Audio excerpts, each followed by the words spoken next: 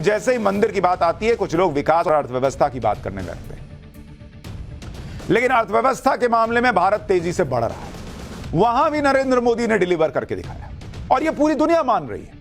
हाल में global rating agency S&P की एक रिपोर्ट आई है जिसमें कहा गया है कि भारत 2030 तक जापान से बहुत आगे निकल जाएगा।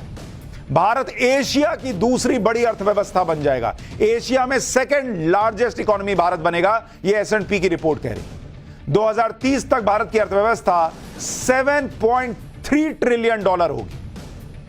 यानी आप खुद अंदाजा लगाइए कि नरेंद्र मोदी अगर धर्म में जिनका विश्वास है उनके लिए डिलीवर करके दिखा रहे हैं, तो अर्थव्यवस्था के मामले पे भी डिलीवर कर रहे हैं। 2 हफ्ते पहले IMF की रिपोर्ट आई थी जिसमें भारत को 2024 में सबसे तेजी से बढ़ने वाली अर्थव्यवस्था माना गया और IMF का अनुमान है कि अगर आप भारत को देखेंगे, IMF ने कहा, इंटरनेशनल मॉनिटरी फंड, उसने कहा कि भारत का जो प्रोजेक्शन है ग्रोथ का वो 6.3% है, दुनिया में सबसे ज्यादा।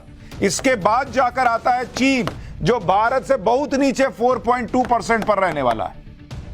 उसके बाद अमेरिका, ये भाई तो कहां नीचे घुस गए, ऐसे खोद के निकालना पड़ेगा। ये भाई साहब 1.5% पर है, दुनिया के राजा हुआ करते थे।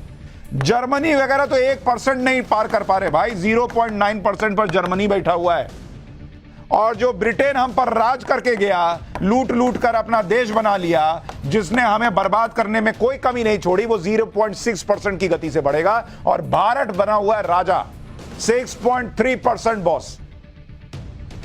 यानी PM मोदी अपना हर वादा पूरा कर रहे हैं और देश के बेहतर भविष्य की नींव रखते दिखते हैं।